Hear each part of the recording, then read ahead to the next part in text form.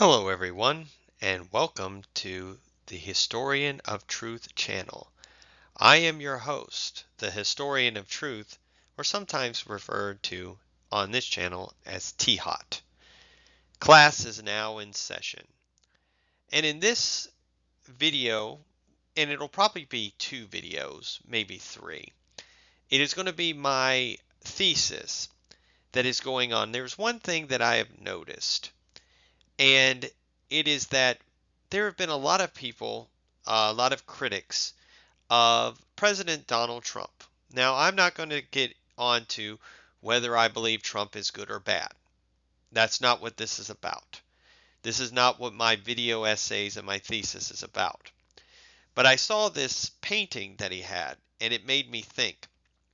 A lot of these people, his critics, are claiming that President Trump is a radical, something that has never been seen before in our republic. He's out there. He's kind of crazy.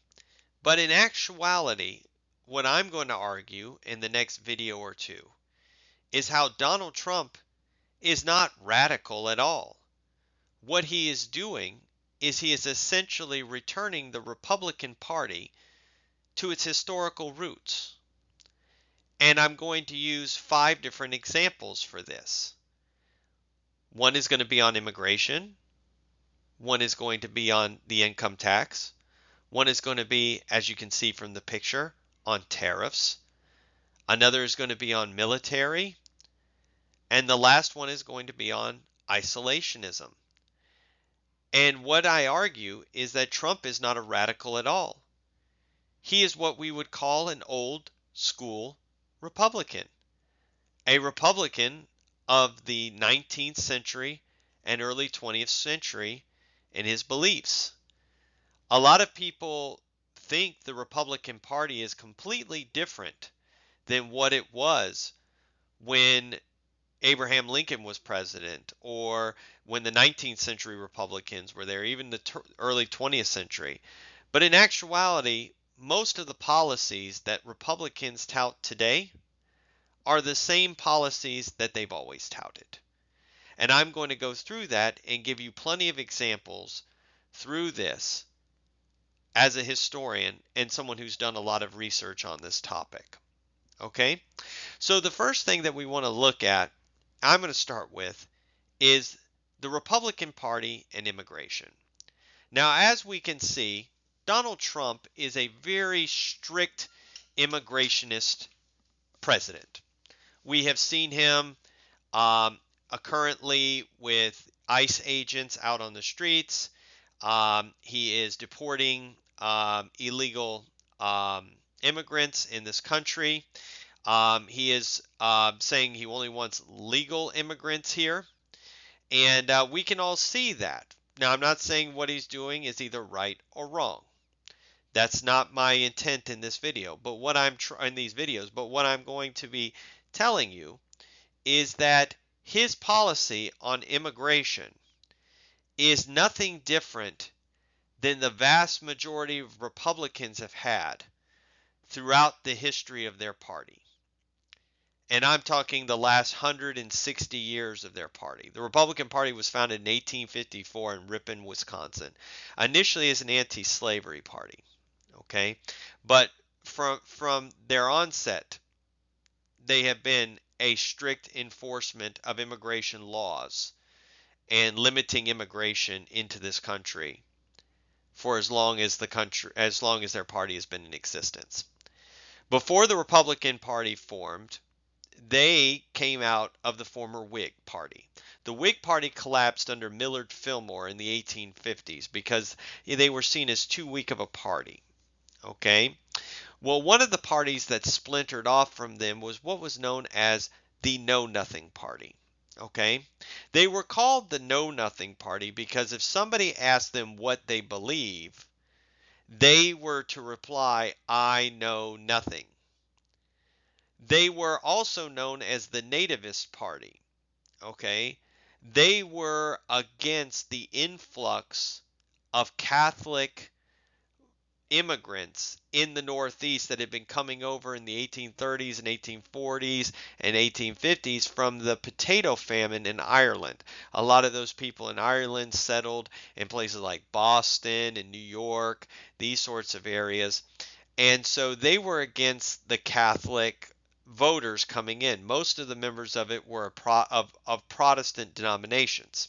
Okay, so they were um, really an anti-immigration party, very strict immigration party. They had other platforms, like they wanted Christian education and things like that, but they were very strong. And as a matter of fact, one of the people that was part of their organization was Thaddeus Stevens. Thaddeus Stevens, if you know anything, was one of the staunchest anti-slavery activists within the Republican Party during the Civil War and afterwards. He was a big proponent of ending slavery and of punishing the South for the Civil War, and sometimes he was called a radical. But that's who Thaddeus Stevens was, and he was actually a member of that party. Well, as the Republican, that party wasn't very big, but as the Republican Party formed in 1856 with its first presidential candidate, John C. Fremont, the great Pathfinder, the Nativist Party, the Know Nothings, merged into the Republican Party. And that sort of strict immigration attitude has been with the party ever since. It has been with the party ever since. Okay? Um, I'm just going to give you some a few examples of this um, uh, with the with the uh, with this, and because as time went on, they became a strict party. All right, here's some examples. The Page Act of 1875. The Page Act was introduced by Horace Page, who was a Republican from California. It restricted Chinese immigration, and it was eventually signed by President Grant. In the Senate, there were several Republicans, most prominently a man by the name of Aaron Sargent, who who really wanted to stop all Chinese immigration into this country because he saw them as not assimilating into our society.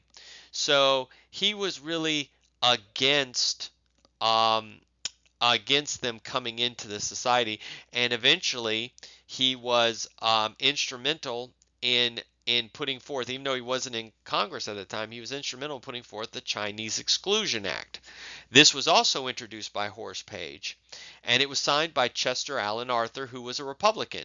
Once again, Horace Page was a Republican, Aaron Sargent was a Republican, and Chester Alan Arthur was a Republican, which basically excluded Chinese from immigrating into this country, or very limited they could come in.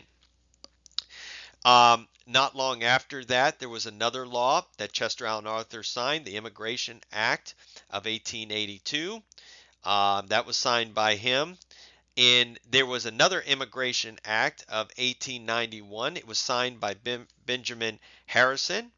It created what was known as the Immigration Bureau, and it was that Immigration Bureau was there to deport illegals and enforce the borders and limit the amount of immigrants that came into this country.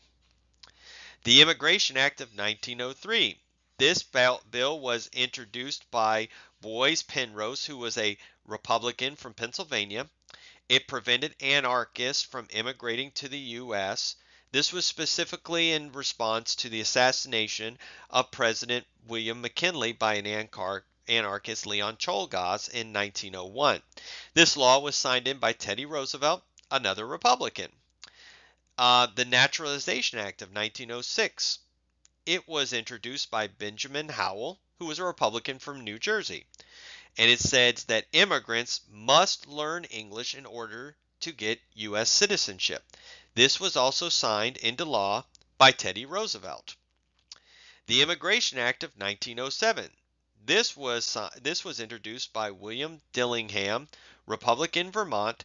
It restricted immigrants with certain diseases and disabilities. Once again, signed by Theodore Roosevelt. The Emergency Quota Act. This was introduced by Albert Johnson, a Republican from Washington, and it limited immigration to 3% of all immigrant groups based on the 1910 census. This was signed by Warren G. Harding, another Republican president. The Immigration Act of 1924. This was sometimes called the National Origins Act or the Johnson-Reed Act. It was introduced by Albert Johnson, a Republican from Washington, and David Reed, a Republican from Pennsylvania. It created the Border Patrol, and it would only allow 150,000 immigrants a year to come into the country. That was it. And it was signed by Calvin Coolidge, another Republican president. The Enhanced Border Act of 2002.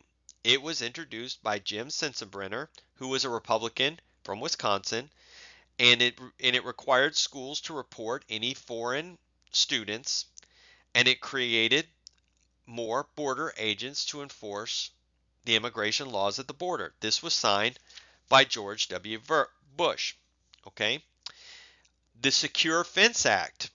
This was introduced by Peter King, a Republican from New York, and it was to build the fence along the Mexico and U.S. border. This was signed by George W. Bush. Now I apologize, but this was what this operation was called. There was an operation called Operation Wetback, and it was signed by Dwight Eisenhower, another Republican, to deport illegals in 1954. So as you can see, some of the most stringent immigration laws that have ever been proposed in U.S. history have all been proposed by Republicans and signed by Republican presidents. So what Trump is doing is no different than what the party has always done. This goes back, the first one, like I said, was 1875. That was when the party was in its infancy. It'd only been 20 years since the Civil War. 20 years since the party was founded and 10 years after the Civil War. And you see people like Grant and Chester Alan Arthur, all of these 19th century and 20th century Republicans supporting stricter immigration laws. So what Trump is doing is not coming out of a vacuum. It is something that the Republican Party has always stood for. He's not some radical that came out of nowhere with this. Now, have there been some Republicans who have supported more lenient laws towards immigration? Of course, there has been. Most of those have been a fairly new phenomenon within the Republican Party. That has not been the Republican Party's stance, because the Republican Party typically stands for law and order, and so they believe in enforcing immigration laws and that people come here legally, and they want to restrict and to see who's coming in and who's not, to make sure that there are no problems. Okay? Now here's just some quotes. They're not all in order, but these are just some quotes from past Republicans in the party's history, starting all the way back till today, talking about immigration. Number one, the incoming of the Chinese has proved a great social and political curse to the Pacific Coast. That was said by James G. Blaine, the Republican nominee for president in 1884. There are men of all races, even the best, whose coming is necessarily a burden upon our public revenues or a threat to social order. These should be identified and excluded. That was said by Republican Benjamin Harrison when he was president. I am in hearty sympathy with the present legislation restraining foreign immigration, and favor such extensions of the laws as will secure the United States from invasion by the debased and criminal classes of the Old World. That was said by President William McKinley. who was president from 1897 to 1901. As I said, Aaron Sargent made many remarks dealing with Chinese immigration and how they should not be here. And he fought very hard with that. That's another Republican. Here's another quote. There can be no divided allegiance here. Any man who says he is an American, but something else also, isn't an American at all. We have room for but one flag, the American flag. We have room but one for one language here, and that is the English language. That was said by President Theodore Roosevelt. The admission of Asiatic immigrants who cannot be amalgamated with our population has been made the subject either of prohibitory clauses or in our treaties and statutes. I sincerely hope that we may continue to minimize the evils likely to arise from such immigration. That was said by President William Howard Taft, the successor of Teddy Roosevelt. This provision will enable us to guard against the abuses in immigration checking the undesirable whose irregular willing is his first violation of our laws. That was said by President Warren G. Harding. New arrivals should be limited to our capacity to absorb them into the ranks of good citizenship. America must be kept American. That was said by President Calvin Coolidge. I favor rigidly restricted immigration. That was said by President Herbert Hoover. The injury of unrestricted immigration to American wages and American standards of living, the danger which this immigration threatens to the quality of citizenship is far worse. That was said by Senator Henry Cabot Lodge, a Republican from Massachusetts. Now, many of the presidents and Republicans over the time have had no real problem with immigrants per se. They don't have an issue, but they demand assimilation and the follow of the rule of law. And they want people who are going to be here who want to become American. That's what Teddy Roosevelt was talking about. He wants to keep people here. He does not want there to be somebody like saying that they're Italian American. No, you're American. He's basically looking at it and saying if you're Italian, if you identify as that, you probably should stay in Italy. We want immigrants here. You got to learn English. You got to assimilate. A lot of the Republicans throughout history have seen issues with them not assimilating, and that's why they've had stricter views on who's coming in and who wants to be here. Okay? And so what Donald Trump is saying is no different than what all of the Republicans have been saying and doing for a long period of time. Restricting immigration has been a part, and they also say about who's coming over. A lot of them make the arguments that they depress American wages, and so that also plays into it. And Trump has even made that argument that when he sees it as if illegals are here, then they are going to depress wages because they're not citizens. People are going to pay them less, and so all American workers' wages go down.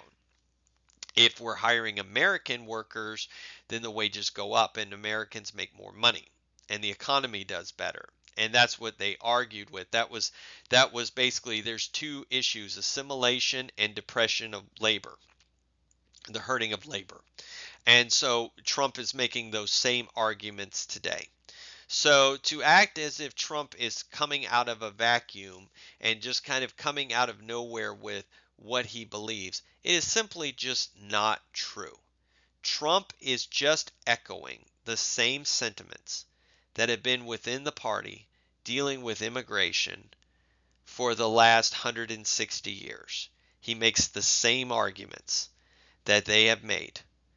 It's about America first and America pride and the assimilation and the depression of wages. That's what it's always been about.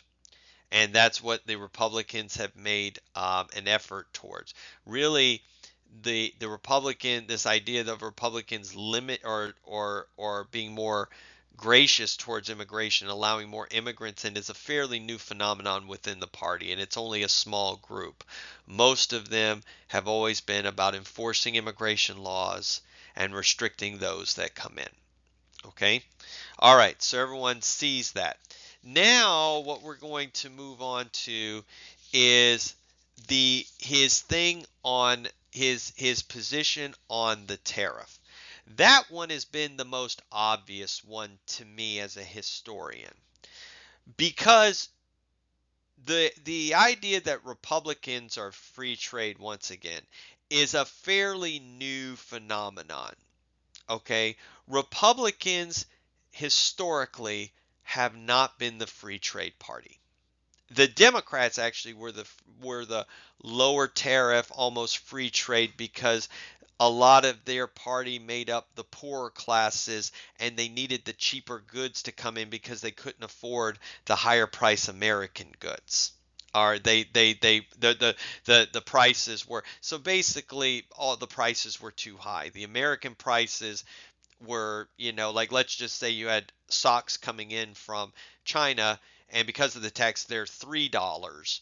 Well, the American made $1 is $2.50. Well, to the poorer class, it's not much of a difference. So they wanted the freer trade, and it would, maybe the Chinese one would, or the foreign product would come in at $1, and then we would lower it to $1. So they wanted that. But the idea of tariff, Trump just posted this thing called the Tariff Men, and that's exactly what he is. He is a throwback to the old Republican roots of the party. That's the free trade really ideas came in with George W. Bush and his promotion of NAFTA and free trade. And then the Republicans, after that, many of them got on board with free trade, even though the party had historically been for tariffs. Now, where did the idea of tariffs come from for the party? Well, tariffs have been around. A tariff, if you don't know, is a tax on foreign goods. It's it's to help promote um, business at home. That's what it's used for. And um, and so what happened was, when Alexander Hamilton, as you can see, if you're looking at the video, you can see Alexander Hamilton all the way to the left. Alexander Hamilton was one of the founding fathers of this country. He's on the $10 bill. Most people remember him from his famous duel with Aaron Burr. And if you're of my generation, you remember the Got Milk commercial with about Aaron Burr and the guy eating the peanut butter sandwich and the call-in show. Some of y'all still remember that. Um, but Alexander Hamilton was the founder of American capitalism. He was the founder of Wall Street and the stock market. He believed in a national bank, and he believed in having a strong navy, which we're going to talk about later in probably a second video dealing with this same topic. But what he was a real proponent for was high protective tariffs to protect America at that time, to protect American business from foreign trade, because America was just getting off its feet. And he wanted the American economy to be strong and the American businesses to be strong and the American people to be strong, so he believed in tariffs. So the idea of Alexander Hamilton and the tariff came about from there. And he's the one that instigated the tariffs on America. Well, the idea of the tariff became also popular by the 1830s with Henry Clay. Henry Clay was from Kentucky. He was a senator. He ran for president a couple of times. But Henry Clay had an idea of what he called the American system. Now, does this sound familiar? What does Trump always say? America first, or make America great again. America first. It's almost like he's saying the Americans, his ideas are the American system. It is to benefit America and American people. That's what Henry Clay did or promoted. And one of his proponents of the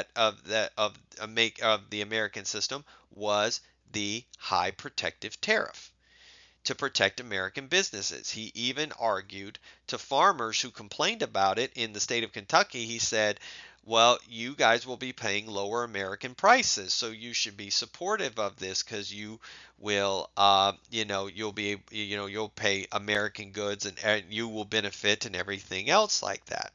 Well, as I said, after after the um, after the fall of the Whig Party, many of the Whigs, former Whigs, like people like Abraham Lincoln, which you see right to the right of Donald Trump in that picture, they merged into what we call the Republican Party today. And so the idea of the protective tariff to protect American businesses and to promote American prosperity made its way into the party. And if you see this throughout the history of the party, some of when the tariff has been raised, it's almost been raised by every Republican president. It's been raised by either the rates have been raised either by a Republican president and introduced by a Republican in Congress. For example, the first major one for the Republican Party was the Morrill Tariff of 1861. It was introduced by Justin Morrill, who was a senator from Vermont, Republican, and it was passed by Abraham Lincoln. Okay, and he signed it into law. So that was signed by Abraham Lincoln. The tariff of 1875, which raised the rates again, that was signed by law by President Ulysses S. Grant, who was a Republican. The McKinley tariff was introduced by William McKinley, who is all the way to the right on that picture. It was introduced by William McKinley when he was in Congress, and he's a Republican from Ohio, and it was signed into law by Republican Benjamin Harrison. The Dingley Act that raised the rates again. It was introduced by Nelson Dingley, who was a Republican from Maine, and signed by William McKinley in 1897. The Payne-Aldrich Tariff Act. This was introduced by Sereno Payne, a Republican from New York, and Nelson Aldrich, a Republican from Rhode Island, and it was signed by William Howard Taft. Raised the rates again. The Emergency Tariff Act of 1921. It was signed into law by Warren G. Harding. A year later, they raised the rates again in the Fondry-McCumber tariff. It was proposed by Joseph Fordney, who was a Republican from Michigan, and Porter McCumber, who was a Republican for North Dakota, and it was signed again by Warren G. Harding. Then the Smoot-Hawley, or sometimes called the Hawley-Smoot Tariff Act, it was introduced by Willis Hawley, a Republican from Oregon, and Reed Smoot, a Republican from Utah, and it was signed by Herbert Hoover. Now, after this point, what happened was the Hawley-Smoot tariff of 1930, what it did was it caused a problem during the Great Depression. It was the wrong response to the Great Depression. It actually made the Depression worse.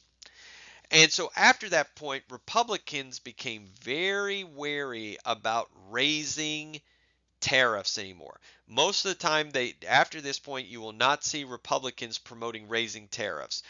They won't also propose reducing tariffs either. They just want to keep it at what it is.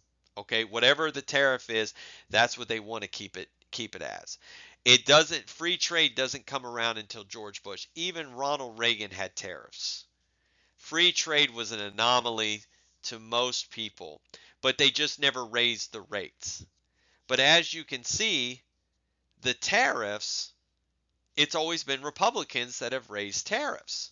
And there is so many different um, there's so many different quotes on this. I'm going to read a plethora of quotes from all different Republicans. Now, this isn't necessarily in yearly order. I'm just going to read to you what this says throughout the Republican Party's history. William McKinley, the president, said this about the tariff. Free trade results in giving our money, our markets, our commerce, our industries, our employment to other countries. Okay? So that's what he said. Warren G. Harding, I believe in the protective tariff policy and know we will be calling for its saving Americanism again. The Republican Party platform of 1920 says, we endorse the protective tariff for the preservation of the home market for American labor, agriculture, and industry. Benjamin Harrison, the 23rd President of the United States, Republican, we talked about him. We have come to regard a protective tariff as national necessity, not merely as a party policy. Thomas Reed, the Republican Speaker of the House, once said, the protective system is founded on the idea that the American laborer shall have a chance to live decently and educate his children. Justin Morrill, the author of the Morrill Tariff of 1861, says, the tariff is not a tax. It's a means of securing the home market to our own people. President Calvin Coolidge said, we cannot improve the condition of the wage earner by taking away from the wage payer. James G. Blaine, we talked about that. He was a Republican from Ohio. No, maybe Ohio. I can't remember, but he was the former Republican nominee for president. He said the protective system is the only policy that will build up our industries and give employment to our people. William McKinley again said protection is not a theory, it's a condition of prosperity. Senator Nelson Aldrich, the Payne-Aldrich tariff, he said, we are not here to legislate for the benefit of foreign nations. We are here to legislate for the benefit of our own, speaking about the tariff. Benjamin Harrison once again said, we must build up our own industries. The tariff is the wall behind which the American workman can prosper. The Republican Party platform of 1888 says, we affirm our belief in the protective system which secures to the American labor better wages and to the American farmer better prices for his products. Senator William B. Allison, an Iowa Republican, once said, the tariff is not a burden, it is a shield. It protects the American home, the American workshop, and the American wage. President William Howard Taft said, the true principle of a tariff is to impose duties upon foreign products that compete with American products and to impose them only to the extent necessary to equalize the cost of production. Senator Justin Morrill said again, protection to American industry is protection to American independence. The Republican Party platform of 1908 says we believe in a protective tariff as a necessary part of the industrial system of the United States. President Herbert Hoover said we must maintain our tariff walls to protect American agriculture and industry from the destructive competition of foreign goods. Senator William Fry, a Maine Republican, said, the protective tariff is the American policy. It is the policy of the fathers of the Republic, and it is the policy that has made us great. President Rutherford B. Hayes said, the tariff question is not merely one of revenue, it is a question of national policy, of industrial independence, of the welfare of our laboring class. The Republican Party platform of 1896 says, we hold that the results of protective legislation are plainly shown in the marvelous growth and prosperity of our country. Senator Mark Hanna, an Ohio Republican, said, what we want is not free trade but fair trade, and fair trade means protection for American labor. President James Garfield says, the protective tariff is the bulwark of American labor. It is the wall that guards the wages of our workingmen. Senator William McKinley said again, under free trade, the trader is the master and the producer the slave. Protection reverses this. The Republican Party platform of 1884 says, we affirm our belief in the protective system, which has secured to the American people the highest wages known to labor, the largest surplus ever known to agriculture, and the greatest prosperity ever known to industry. Senator Nelson Aldrich again said this, protection is not robbery, it is justice. It is the equalization of conditions between the American laborer and his foreign competitor.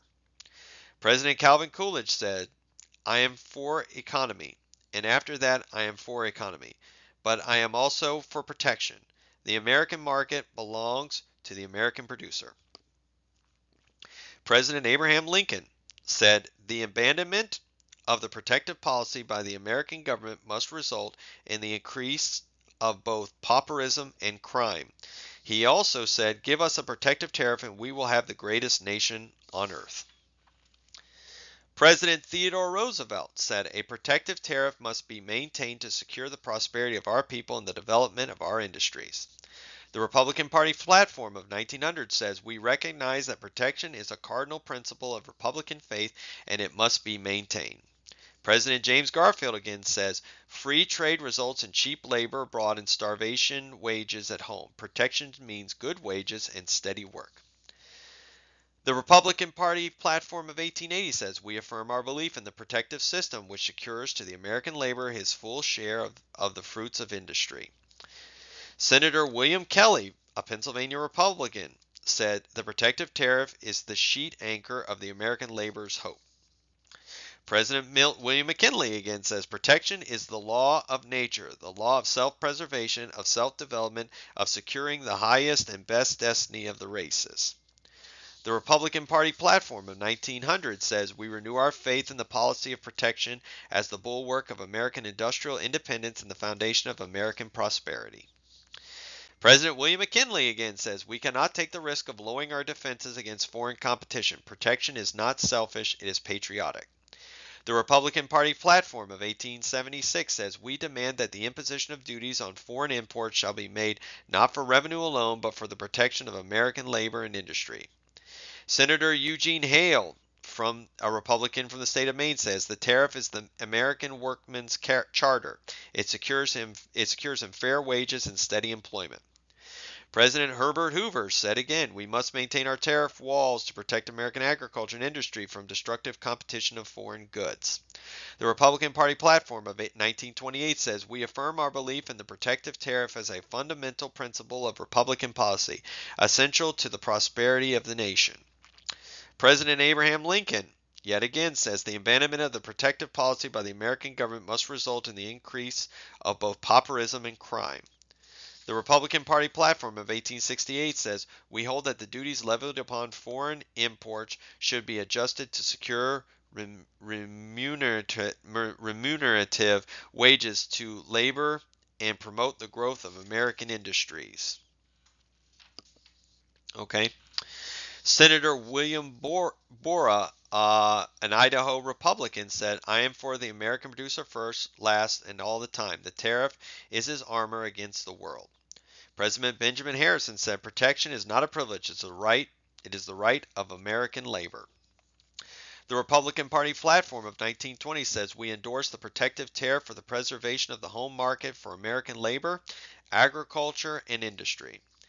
President Chester Alan Arthur said, a protective tariff is a policy which fosters American industry and secures the home market to our own people. The Republican Party platform of 1892 says, we affirm our belief in the protective system which has secured to the American people the highest wages known to labor, the largest surplus ever known to agriculture, and the greatest prosperity ever known to industry. Senator Joseph Foraker, an Ohio Republican, says the tariff is not a tax on the consumer, it is a guarantee to the producer. Senator Henry Cabot Lodge says this, the protective tariff is the American policy. It is the policy which has built up our industries and made our country great. The Republican Party platform of 1904 says we recognize that protection is a cardinal principle of Republican faith and that it must be maintained. President Warren G. Harding said, I believe in the protective tariff policy, and we know we will be calling for its saving Americanism again. Senator Reed Smoot said this, the tariff is not a tax, it is a defense. It is a defense of the American worker, the American farmer, and the American manufacturer. President Ulysses S. Grant said, the theory of free trade is delusive. It is a refuge of those who would sacrifice the interest of their own country to gain applause abroad. The Republican Party platform of 1872 says, we hold that the duties levied upon foreign imports should be adjusted to secure remunerative wages to labor and promote the growth of American industries. Senator William M. Stewart, a Nevada Republican, said the tariff is the armor of the American labor. Strip it away and you expose our workers to the cold winds of foreign competition. Calvin Coolidge said, the business of America is business. That business must be protected from unfair foreign competition. And the Republican Party platform of 1924 says, we affirm our belief in the protective tariff as fundamental principle of Republican policy, essential to the prosperity of the nation.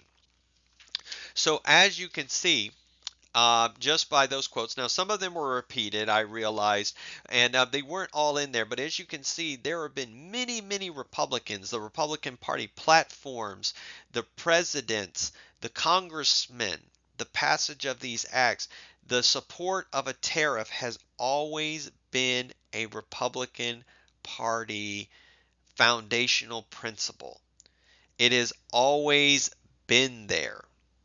It has always been there. The free trade Republican, the idea that Republicans are free trade came about with George Bush, George H.W. Bush. It was never there. Ronald Reagan had tariffs, and he never promoted free trade. Gerald Ford never promoted free trade. Richard Nixon never reported free trade. Dwight Eisenhower didn't promote free trade.